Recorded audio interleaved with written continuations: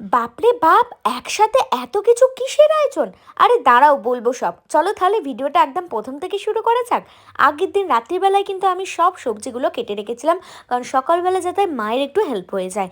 আর সকালবেলা আমি বেরোনোর আগে দেখলাম মা কিন্তু একদিকে পায়েস আর একদিকে চাটনি বসিয়ে দিয়েছে। আর যখন বাড়ি আসছিলাম দুপুরবেলা, তখন কিন্তু আমি মিষ্টি আর দই নিয়ে বাড়ির দিকে রওনা দিয়েছিলাম। ও বাবা, গিয়ে দেখলাম বিয়ের কোণে তো হাজির হয়েই গেছে, শুধু আমার জন্যই অপেক্ষা করেছিল। একদম প্রথমেই কিন্তু মা ওকে আশীর্বাদ করে নিল, তারপর আমার পালা। সুখে সংসার করো, 10 বাচ্চার মা হও। ও বাবা, 10 খানা।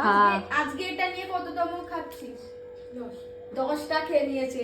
মানে বিয়ের আগেই ও এত মোটা হয়ে যাবে, বিয়ের পরে তাহলে গাইস কি হবে বুঝতে পারছো? বিয়ের পরে শুধু বাচ্চা হবে। গাইস, তোমরা বুঝতেই পারছো তিনজন একসাথে থাকলে কি কি ধরনের ইয়ার্কি ঠাট্টা হতে পারে। সরি, একজন আবার বাড়তি আছে, আমার মাও আছে, আর ও এখানে যা যা বলে ওকে আশীর্বাদ করছিল সেটা আর ভিডিওতে বলার মতো নয়। আর দেখতে পাচ্ছ মেয়ের কাণ্ড কারখানা, একবার দেখো। বিয়ে করার জন্য পাগল হয়ে গেলে মানুষ কত রকমের কাণ্ড কারখানা করতে পারে, খালি একবার দেখে নাও। শুধু আমি ওকে বলেছিলাম যে একবার ট্রাই কর এটা হয়েছে কিনা, ওই যে পাগলাপু করবে সেটাও আমি বুঝতে পারিনি।